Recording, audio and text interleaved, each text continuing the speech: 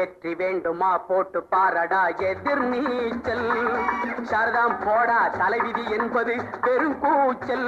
எண்ணி துணிந்தால் இங்கு என்ன நடக்காதது, கொஞ்சம் முயன்றால் இங்கு எது கிடைக்காதது. வெற்றி வேண்டுமா போட்டு பாரடா எதிர் நீச்சல்.